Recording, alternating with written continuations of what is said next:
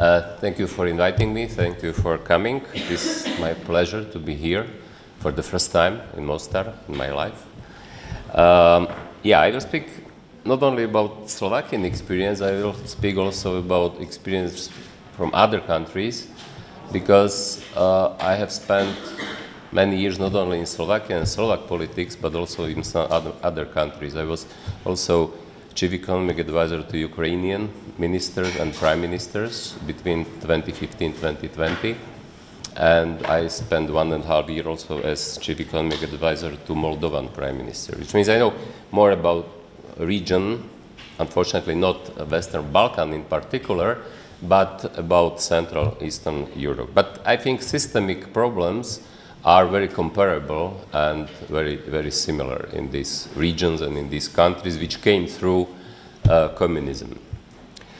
Let me start from the broader perspective. I'm an economist by education, and I was in politics 25 years, which means what I did in practice was political economy of reforms.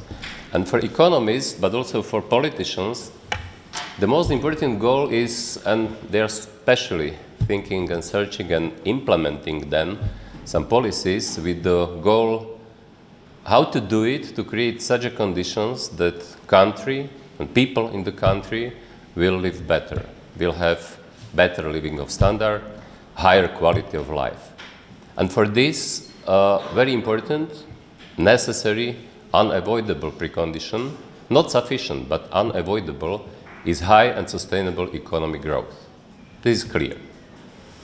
For high and sustainable economic growth is decisively important what kind of rules are operating in the country. And these rules, these formal but also informal rules, but especially formal rules, are created mostly by politicians.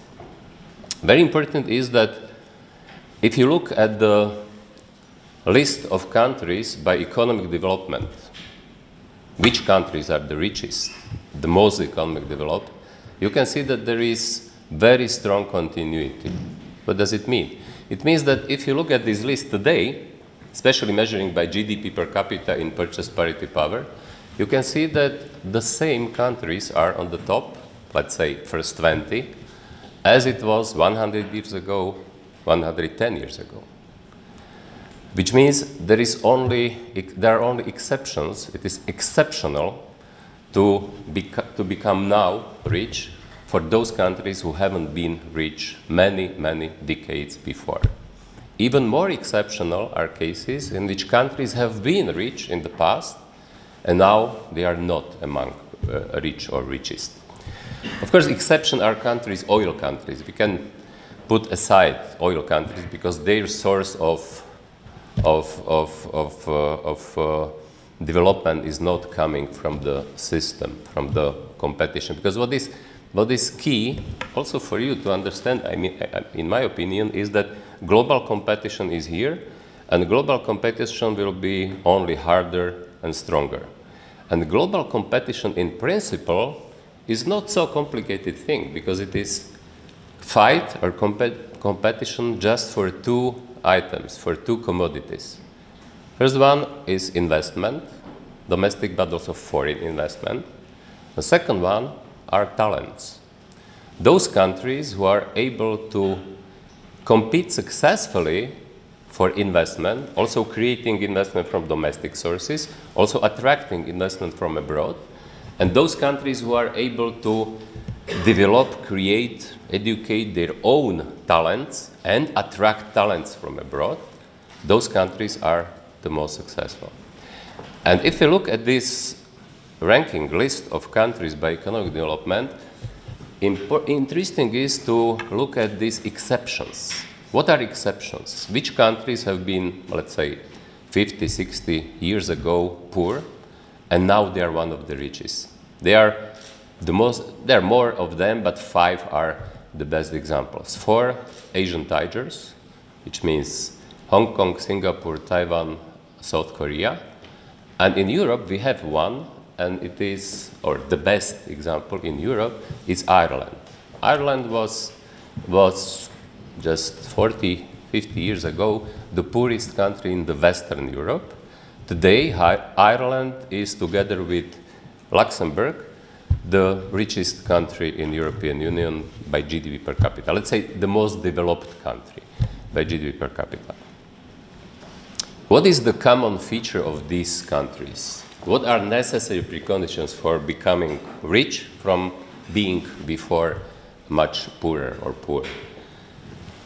The most important, in my opinion, and some common denominator of these countries is institutional framework, rule of the game, which are creating best conditions from point of view of economic freedom.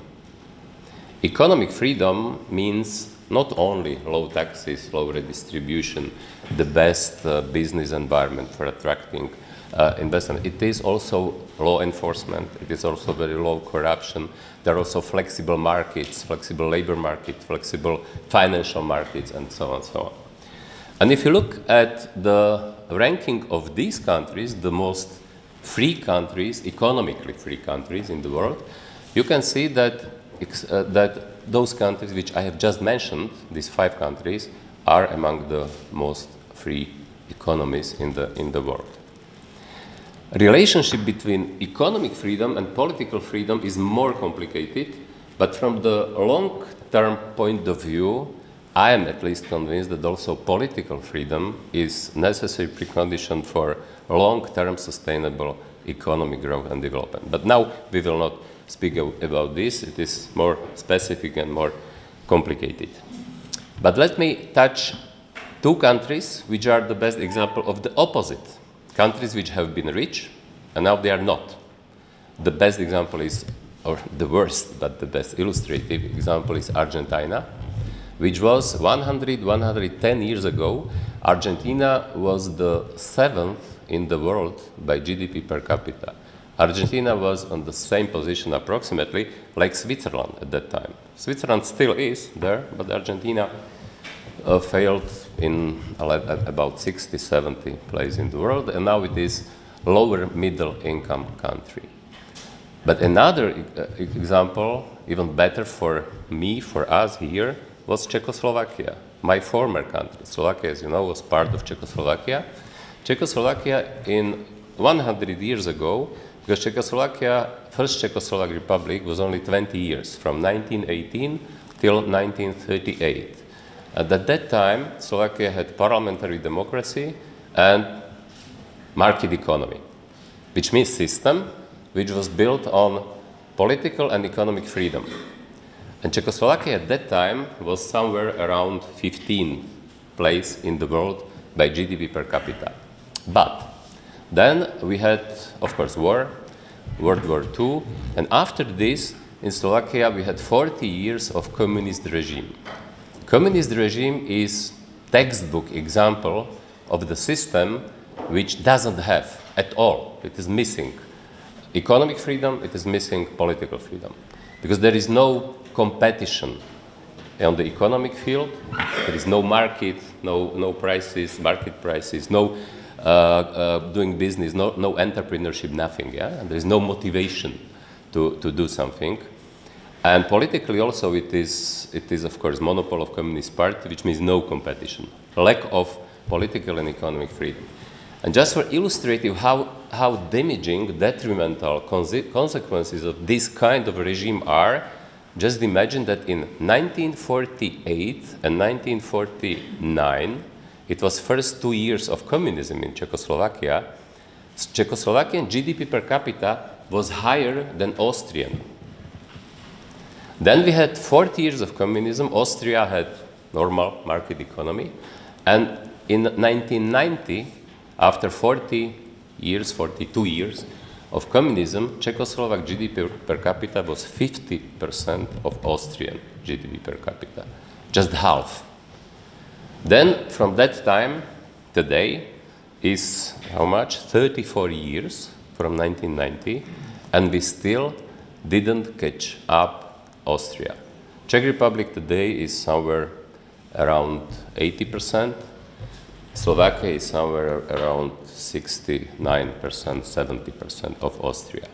You can see how detrimental was the system which destroyed economic freedom and normal relations in economy just for 40 years. Speaking here about Bosnia and Herzegovina, we can use another example, which I just mentioned to media, because at that time when communism collapsed, because Yugoslavia has had a very specific system of the just partial communist regime, and from economic point of view it was much more open than our countries, living standard in Yugoslavia, let's say 35 years ago, was much higher than in my country. But now, what is the situation now? In your country, in Bosnia and Herzegovina, today average salary is around 400 euro monthly. In Slovakia it is 1,200 euro monthly, which means we have 3 times higher average salary in Slovakia. And we are not the best. What is the reason of this difference? Reason of this difference can be explained by 2 words. Just 2 words, reforms and integration. Slovakia did economic reforms, and Slovakia integrated itself to European Union, NATO, OECD, but especially European Union. From this point of view is the key. Let me now explain this on the example of, let's say, all former communist countries. What happened when communism collapsed in 98? In the moment, in few days, old system was broken. Simply from one day to another, leading role of Communist Party, impossibility to do business, to invest, to sell something for your price as you want, and so on, so on, was from one day to another. But important was that system of rule of the game, institutional framework, legislation, for instance, didn't exist for this, because it was completely different world. Which means old institutional framework collapsed in one moment, market entered, business relations entered, everything in Czechoslovakia at least, everything was state-owned, everything. We didn't have even small businessmen, small farmers. In Czechoslovakia, Bulgaria, Soviet Union, everything was state-owned. And at the same time, old system was broken and new system was not created. And then there have been 2 basic approaches for the model of transition. How to do this transition from central planned communist country, central planned economy, to market economy. In reality, they have been 3.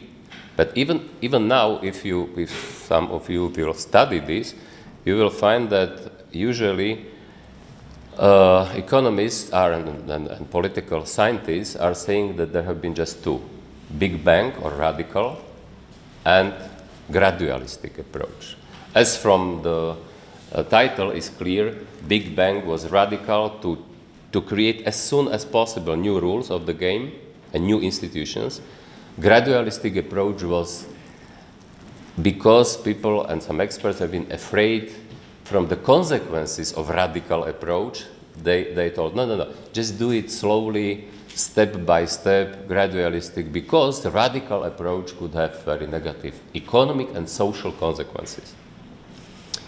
But now it was unclear which concept will be better, because it was no country which came through this at that time. In 1990, it was just system collapsed, and there was no experience from other countries.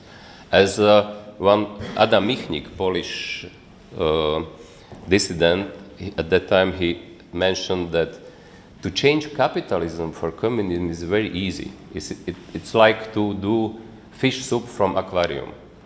But to do in the opposite direction is like to do aquarium from fish soup. So difficult that we didn't know how to do this.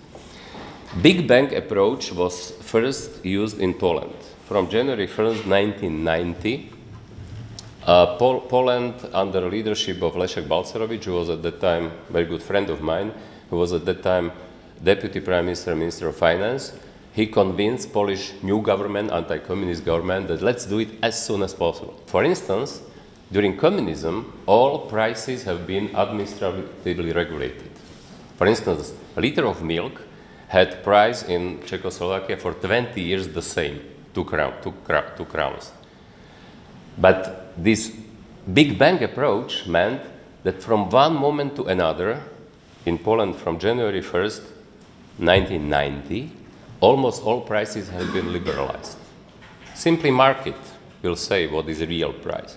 And market will do it by comparison, by balancing demand and supply.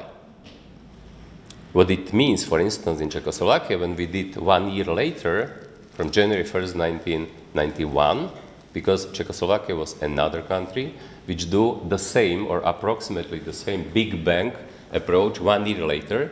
For instance, in milk, it was jumped by 400%.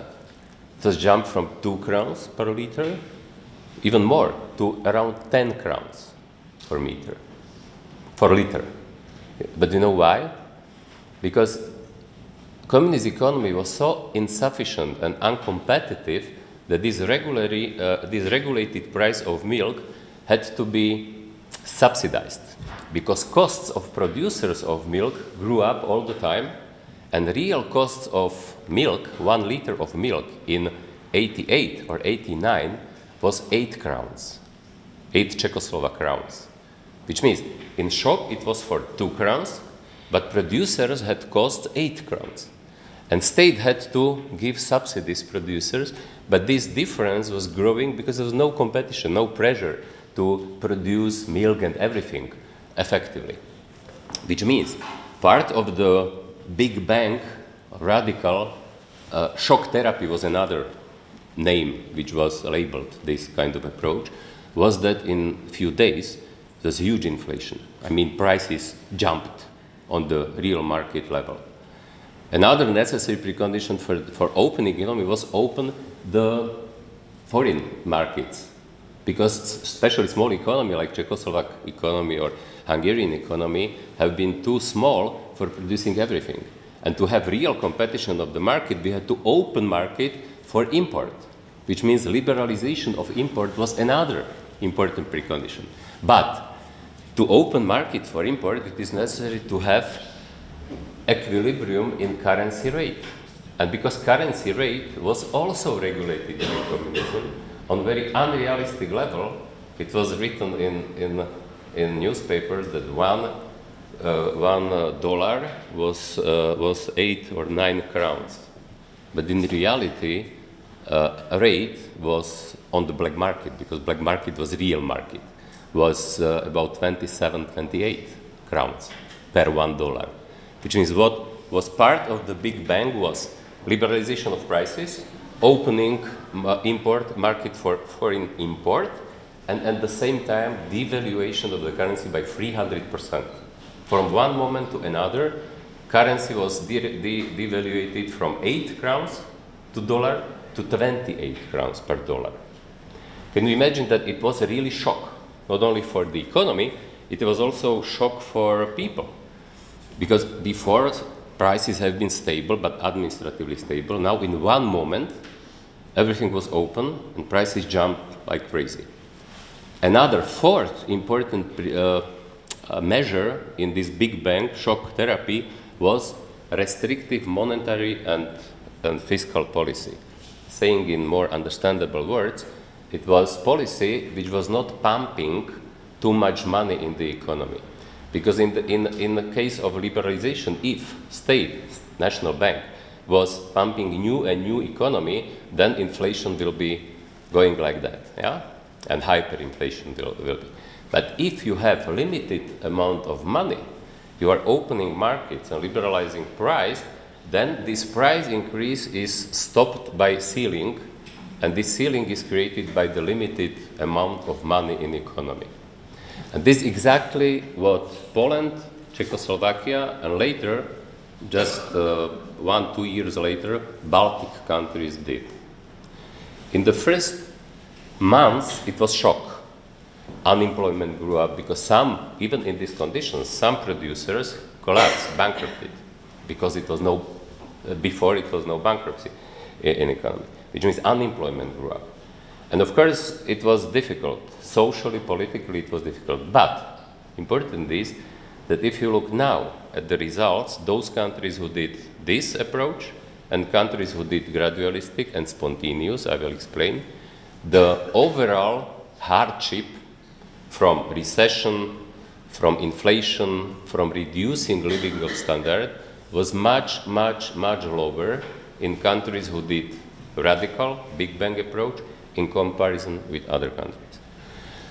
But to understand these other countries, which means Bulgaria, Romania, Moldova, Ukraine, former Soviet Union, and Yugoslavia was a little bit specific, I will touch later.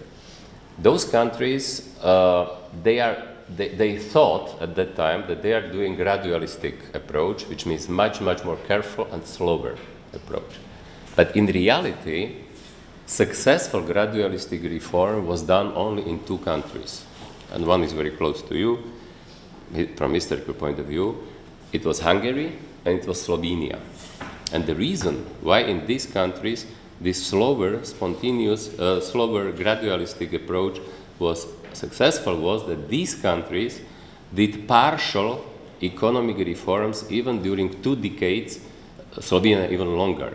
Because Yugoslavia had kind of not such strict and rigid communist system. You had small business, you had this ownership of the workers and so on, and relatively your economy was relatively more open. And because Slovenia was the smallest and most developed country, a part of Yugoslavia, and because Slovenia is geographically very close to Italy, very rich, and Austria, then, and Slovenia didn't have war, just 2 weeks, if I know correctly. Slovenia and Hungary, because in Hungary from 68, in 68, János Kádár came as general leader of the Communist Party, and he provided so-called goulash communism, which means it was partially open, and some part of reforms they did even from 68, which means these countries have been really prepared to do slower speed of the reforms and to do it relatively successfully. But, and this is the most important, all other countries, which I have mentioned, who thought that they are doing gradualistic reform, in reality, they had spontaneous transition. What does it mean, spontaneous transition? It means that, yes, old system was broken, collapsed, no other new system was created, or very, very slowly. All of these countries had, for instance, in 90s, chaos was in every post-communist country in 90s, because this new system, it takes time. But in these countries, which came through spontaneous transition, all of them had hyperinflation, huge unemployment, huge black economy, huge corruption, and also spontaneous privatization. What does it mean, spontaneous privatization? It is part of spontaneous transition, and it means that if old system was collapsed, but still significant part of economy was state-owned enterprises. But it was possible at that time also to create own private companies. And what a lot of state managers did, they have been managing state-owned company.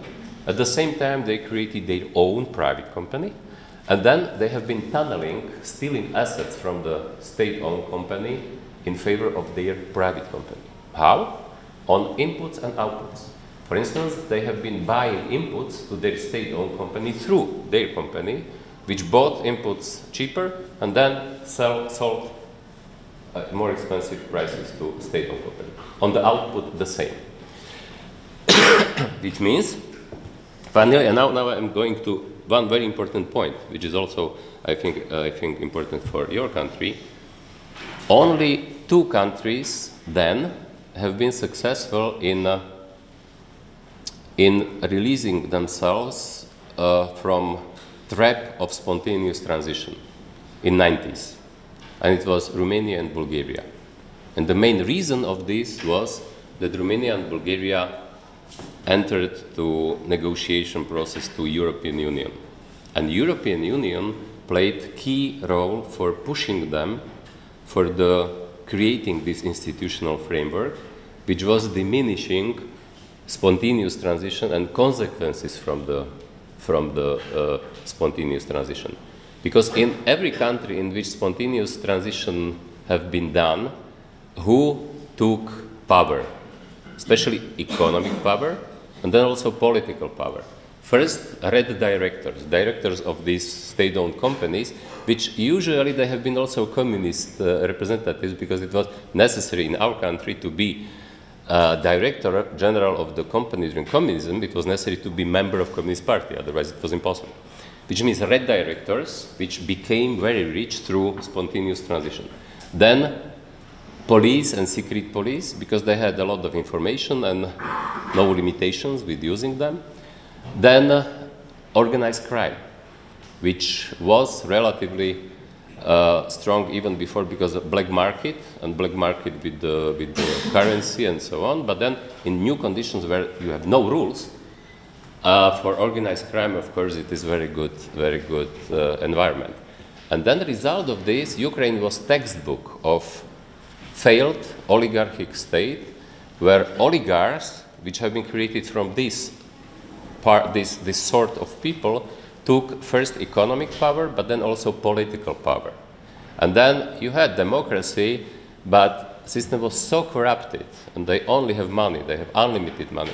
And then even if privatization was organized, like in Ukraine, voucher privatization, it was misused in favor of them, in favor of those few oligarchs. Which means, conclusion is, and now I will tell you example of my country, which is confirming that why European Union integration is so important precondition for successful transition, for successful creation of the framework, institutional framework for functioning market economy, and then also competitive economy, and then also economy which is bringing benefits for the people. Slovakian case was very specific. As we started reforms in 1991, I told you that Poland 1990, Czechoslovakia at the time 1991. We have been part of Czechoslovakia. It was good, very good for us, because if Slovakia at that time was independent country, I'm afraid that our transition could be very similar to Romanian or Bulgarian or Moldovan or Ukrainian, because Slovakia is and was smaller part of Czechoslovakia, less developed part, and simply these reforms, these radical Big Bang reforms, have been managed from the Prague, from the federal government. I know this because I was privatization minister at that time in 91, 92, which means I participated on this as Slovakian privatization minister, but I knew that it was decided and everything relevant was done from federation. Which means Slovakia had fortune that we have been part of Czechoslovakia. But in 93, Czechoslovakia was divided. And by the way, main reason why it was divided was that after this Big Bang was done from January 1st, 91, visible consequences for people have been worse in Slovakia than in Czech part of Czechoslovakia. But the reason was not that these reforms have been bad for us. The reason was the structure of Slovakian economy was different. Slovakian economy was mostly developed during communism and mostly oriented to Eastern markets, which collapsed after breakdown of communism. Czech economy had different structure. And for instance, when we opened this Big Bang, then unemployment rate came in Czech part of Czechoslovakia from 0 to 3%, in Slovak part from 0 to 11%. And then it was very easy for populists to say, look, this is good reform for Czech Republic because it was from Prague, and you have clear evidence of this because different consequences. And then populists and demagogues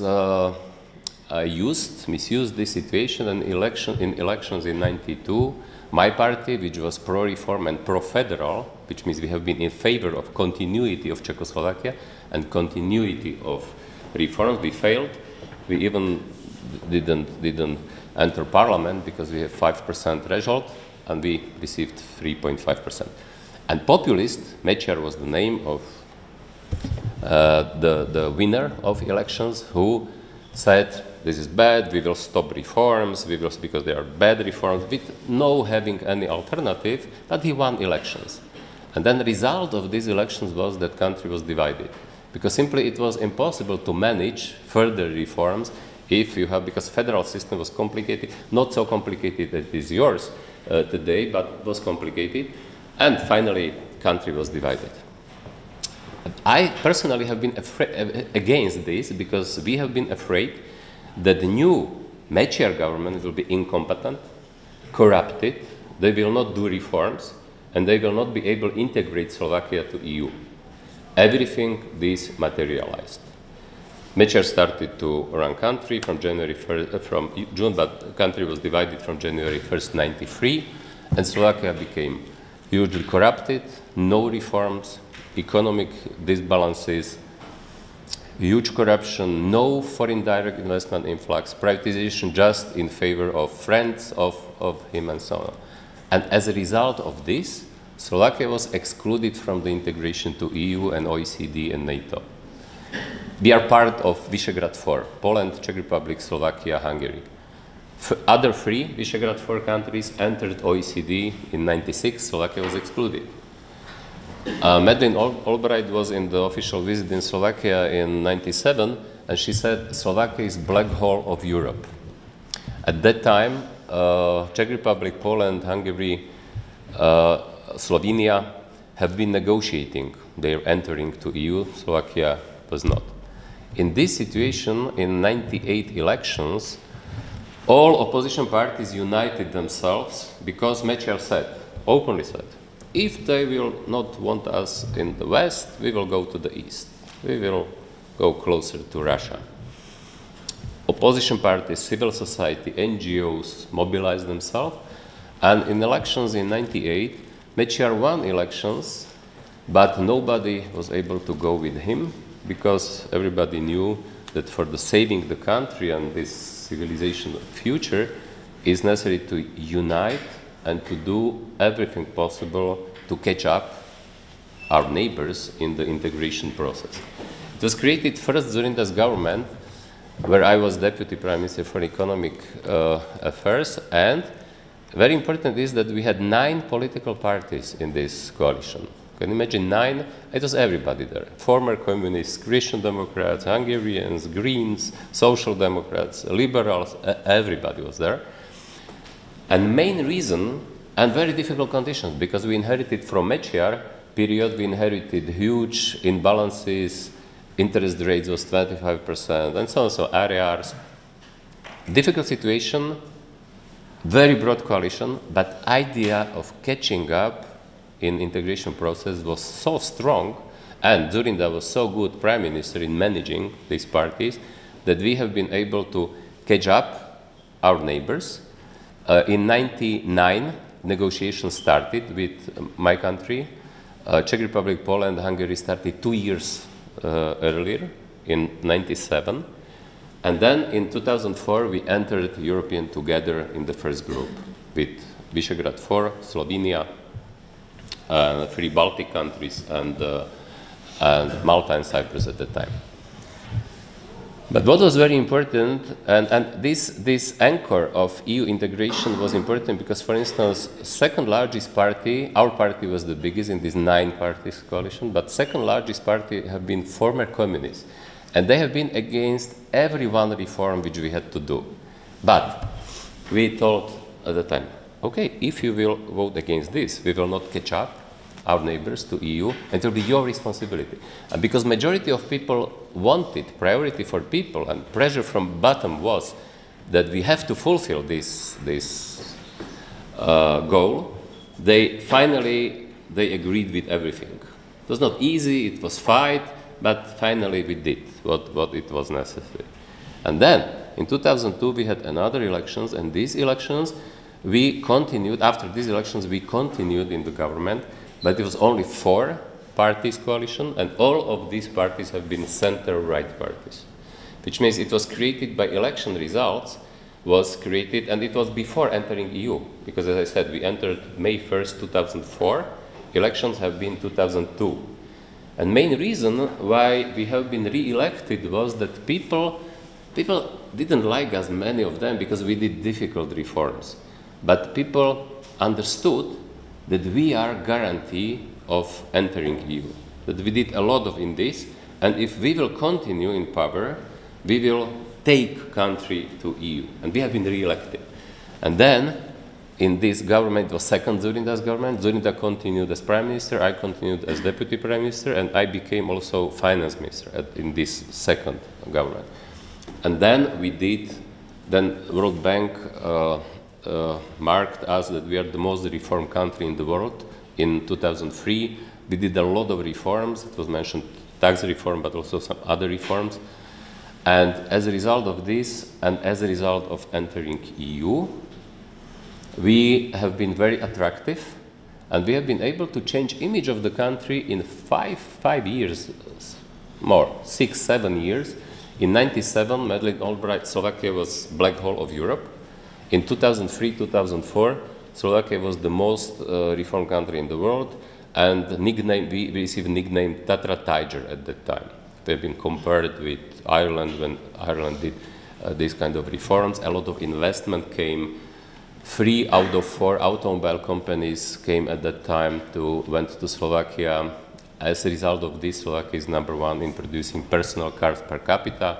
Now even 5th one is coming, Volvo, to Eastern Slovakia. And economic growth. And the main achievement of these reforms have been high and sustainable economic growth. And thanks to this, when Czechoslovakia was divided in 1993, Slovakia had 62% of Czech GDP per capita, which means less than 2/3. Yeah? After doing these reforms, after growth, after these reforms, which I'm mentioning now, Slovakia was much closer. In 2012, we have been somewhere around 90-91% of Czech GDP. Unfortunately, from that time now, difference is again growing, because unfortunately, from 2006, we don't have real reforms in my country. We returned then in the government again in 2010.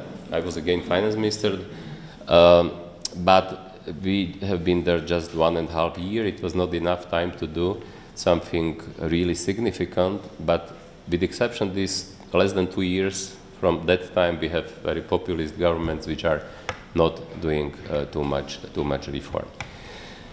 Which means, conclusion from this is that, because again, FDI, foreign direct investment, was the key precondition for the Slovakian economic success, Slovakian tiger. But this FDI's investment came because of reforms and because of integration. Speaking about these automobile companies, even more because of reforms. Because this competition for this Peugeot, Citroën, Kia, Hyundai, then later, a little bit later, Land Rover, Jaguar, and now Volvo, this competition at that time was very, and still is, very tough. And also Poland, Czech Republic, Hungary wanted to gain this investment. And for instance, in Ukraine, everybody was asking me, what did you do specifically for becoming #1 in producing personal cars per capita? And almost nobody believed me that, because my answer is nothing specific.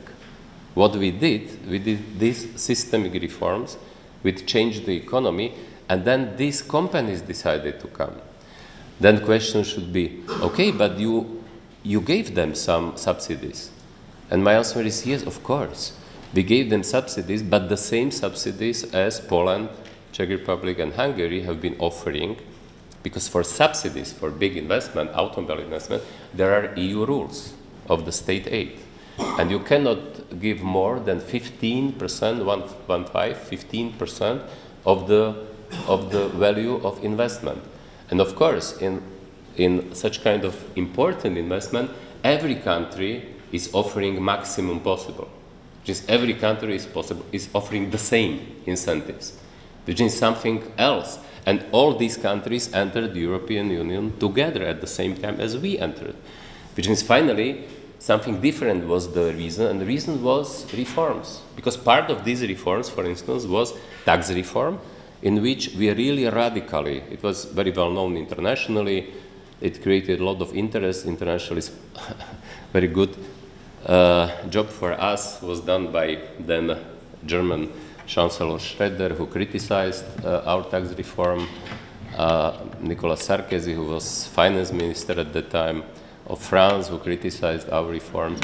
At the same time, we have been entering EU, which means interest of foreign public was high. I gave everyday interview to some Western European or even a global newspaper. I explained what we are doing, what kind of tax reform, and then investors read it and said, wow, great. We cancelled dividend tax, for instance, 0. We cancelled 4 taxes at all. We cancelled real estate transfer tax, inheritance tax, gift tax, and dividend tax, as I have mentioned. We did a really radical labor market reform, which increased flexibility of the labor market, and some other reforms. And then, of course, it was free of charge advertisement if these critics and an interest of journalists and public and so on and so on. And it had really big, even bigger. We expected that, okay, it will bring, it was difficult, but because now if I'm speaking like, such a rosy situation, but politically it was extremely difficult. Politically it was like that. Some public opinion polls have been done at that time, and 90% of people, 90% of people, when they have been asked if they agree with these reforms, and if they are afraid from reforms, 90% answered that they are afraid, they don't agree. The same public opinion was done among banking analysts and economic experts. Result was completely opposite, which means 90% of experts said, yes, exactly, this is exactly what is necessary to do, 10% no, or neutral, and we did it. It was extremely difficult. Opposition, of course, and trade unions, they organized general strike. They organized even a referendum about firing government. And this very interesting experience also for other politicians is that, because usually politicians are not doing reforms because they're afraid from being unpopular. Because problem of every reform in democratic country, of course, is that people don't like changes. People don't like reforms because every reform is change. Yeah? And because risk aversion is natural people's behavior, natural people characteristic. Almost everybody is afraid from unknown, from change. And it's normal, because we who are here on the world, we are here because our parents and grandparents had risk aversion. Those who didn't have risk aversion didn't have children, or a lot of them who died before having children, which means that is normal. And that's the reason why it is important in politics, and for reformers it is important to have courage. And if you are convincing about something, to do it despite political difficulty on this. And that's the reason why, if I'm asking, I was asking many times at that time, now, what was the main precondition of these successful reforms? My answer usually is leadership, ownership, and communication. Leadership means that you are not just following what people want to hear, what people feel, because then your goal has to be not just to be re-elected and not to be unpopular, but to change your country for better. And this is unusual, let's say like that. Which means leadership is, if you are convinced about doing something important, necessary, but unpopular, let's do it. Second is ownership. Ownership means that you are doing reforms not because you are pushed from outside, for instance, from IMF, if you have program with the IMF, or from European Union, as you have, for instance, now 14 conditions for starting negotiations, which means you have to fulfill them, because if not, negotiations will be not started. It was the same in Ukraine. When I was 5 years in Ukraine, they did a lot of reforms from 2014 till war started, but mostly they did what was necessary to do because pressure from outside. Because especially IMF leverage was very effective, because country had program with the IMF. If program with the IMF was interrupted, then it was real risk of bankruptcy of the country, default of the country. Politicians have been afraid from default even more than from consequences of reforms. Because default means devaluation, inflation, drop in living standards. Which means finally Ukrainian government did what was necessary, but only because huge pressure. And it doesn't work. Why it doesn't work? Because if people are, let's say, naturally against the reforms, they see, or at least they feel, that you are not convinced about this. If you are doing this only because outside pressure, they will not trust you, that you really think it seriously, and you are doing it because you are convinced about necessity to do it. And the opposite approach was not only in Slovakia, in Estonia, in Georgia. Our tax reform is a good example of the opposite, of the strong ownership. When I, as minister, prepared tax reform, IMF mission came to Slovakia, and they told me, when I presented what we will do, they told me, oh, don't do this. It is too radical, it is too risky. Because if you are changing tax system radically, you have very high uncertainty what will be fiscal consequences, how much money you will collect. Which means it was connected risk with this, and they have been too careful. IMF is usually very careful because they are looking mostly on the fiscal consequences. But I told them, no, guys, we will do it, because it is only now historical window of opportunity to do it. And if we will not do it now, it will be never done. I have to say that then results have been much, much better than even we expected, also collection of tax revenues and so on and so on. And they said, IMF then told us, okay, fortunately you did it, fortunately you didn't hear us. This is ownership of reforms. And communication means that you have to fight for reforms. Because of course, if people are afraid in democratic conditions, of course that majority of politicians, especially from opposition, will try to use it. They will try even increase fears of the people. They will try to picture you as crazy, or as our opponents told, they are creating here capitalism of the 19th century, and they are cruel people, and so on and so on. Which means to communicate, which means to go to fight for this, to demasking those who have another interest not to change the system to better. This is very, very, very important. Oh, time is over, and I wanted to leave also some space for discussion, which means let me finish here. And maybe in discussion we can touch also some other things. Thank you.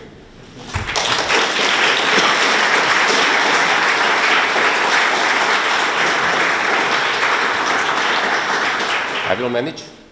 Yeah, please. Please, we will start. Please. What can Bosnia and Herzegovina follow from Slovakia in a positive sense of economy and politics? Thank you. Yeah, this is a question which I'm asked also by your media, usually. I think Slovakian case is showing you that even countries which are lagging behind, and Bosnia and Herzegovina is lagging behind, unfortunately, if there is strong political will to do, and if it is strong effort, can achieve a lot. Second conclusion for me is that EU integration is the key, which means now you received candidate status, which is great, which is good.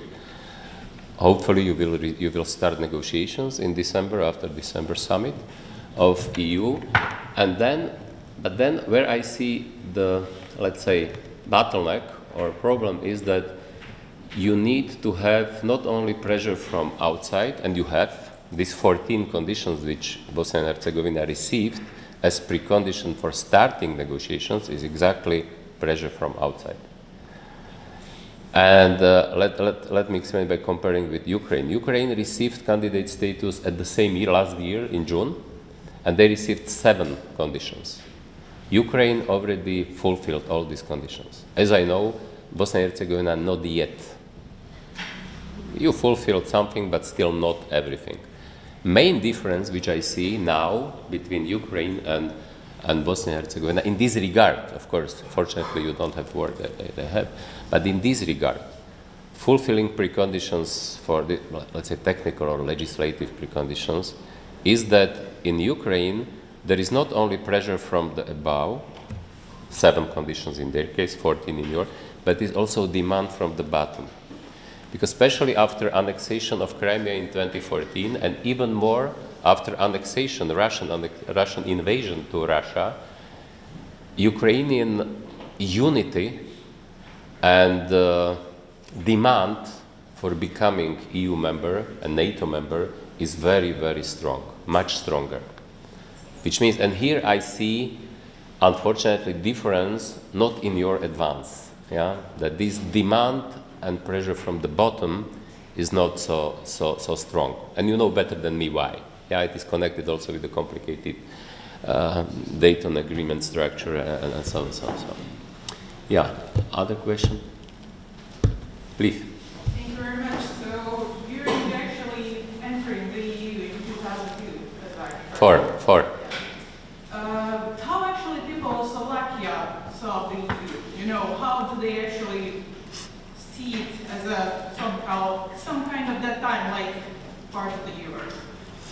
Yeah, good question. In Slovakia, we had one of the highest support for EU membership, EU entering, EU membership. Then we entered also Eurozone, as maybe I didn't mention. We are only Visegrad 4, which means we have been excluded from integration in 90s, second half of 90s. But now we are only country of Visegrad 4 which has also Euro, which means we are most integrated now. People enjoyed also Euro, entering Eurozone enjoyed. But now I have to say that this support for, and let's say, enthusiasm regarding EU membership is decreasing. You know, it's decreasing because there are a lot of reasons for this, but still in every country, a lot of people will be dissatisfied, and they are usually not comparing themselves, for instance, with Bosnia and Herzegovina. They are comparing themselves with Austria still. And another problem is that even you can look at in Germany. Eastern Germany had so speed increase in living of standard, quality of life, uncomparable with the communist time. And despite in Eastern Germany, maybe you know, this far left and far right, which means anti-systemic parties, are much stronger in Eastern Germany than in Western Germany. And Western Germany paid a lot of the bill, significant part of bill for Eastern Germany to have better life there, which means it is much more complicated. It is not only politological and sociological and psychological, it is even anthropological reasons, which means very deeply rooted values which are reproducing even by reproduction of generations. And telling also some very unpleasant truth about my country, I have to mention that we just have had elections. This populist, who I have mentioned you that he was 3 times in the government, he did no reforms. Then he was in the opposition last 3 years. Now he is returning to the government and is creating 4th government. And he will do again no reforms, and country is going relatively down. We are not approaching Czech Republic, for instance, and other countries because we are falling now because lack of reforms. Which means, and this bad news about Slovakia is this, but I will tell you also another one, which is even more sad. In Slovakia, pro-Russian, pro-Putin narratives are one of the strongest among comparable countries. 51% of people in Slovakia believe that responsibility for the war in Ukraine is on side of either Ukraine or NATO and West, not Russia, which is strange, it has many reasons, as I said, even anthropological reasons, sociological effect of Russian propaganda, which was many years, where conspiracy theories in the social media, and so on, so on. But because I see that you cannot imagine this. Yeah, the main reason is that those people, in principle, are not explicitly pro-Putin, they are explicitly anti-systemic. They hate capitalism and market economy because they feel that they are not simply satisfied with their life, they are comparing themselves with those who are more successful, who are richer, maybe from other richer countries. It is difficult. But thank you for this question, because it is very important to understand that EU integration and reforms are not one done process. Okay, it was done, we did it, great. No, it is fight for open society, liberal democracy. Values is never-ending fight. And just look at the US. If such person like Trump has a real chance to be re-elected, it is illustrated enough that situation is difficult everywhere. Some other question? Can I? Yeah, of course. First of all, I want to say hello. Hello. Mostaru. I hope Thank you. You like the city and the people also. My question is, what is your opinion about today's relationship between Slovakia and Balkan countries? Yeah, Slovakia, I think, had and has non-standardly positive relations with Balkan countries. It has many reasons. I mean, we are a Slavic country. Adriatic Sea was usually felt as also we have been part of Austrian-Hungarian Empire, which means it has a lot of reasons for, let's say, long-term historic ties and the relations between our countries. Another reason is that we came also through the process of division, because not every country came through process of division, you from Yugoslavia, we from Czechoslovakia. Another is that we have been lagging behind in integration and so on and so on. And another is that we have also very good ambassadors here. We have a very good ambassador now. We had before Mr. Mojžita, who was really, in Slovakia, he is considered to be a legend. And he really played very, very important role in helping solve all these sensitive problems which have been here. We have been also very active in technical assistance for the EU integration, because we came through this process and we had similar system. Even I remember when I was Deputy Prime Minister, I was in Davos in World Economic Forum, and Mr. Djindjic came there, at that time Prime Minister of Serbia, and they asked us to help them with reforms. Then we have been traveling a few times in Beograd, and we tried to help them, but then unfortunately, he was killed, which means I know a lot of people also there, Božidan Đelić, others, which means these relations and ties also on this level, let's say formal, political, have been strong, relatively strong. And also I think, relations between our people. And one very important for me, because I love nice nature, mountains, mountain biking, and I had opportunity to travel through Bosnia and Herzegovina by car 6 years ago. Your country is beautiful. And very, very similar in this regard like Slovakia. Which means I told myself that time that I have to come not only to give lectures and officially, but also to spend some free time here. Thank you. Okay, if there is no other question.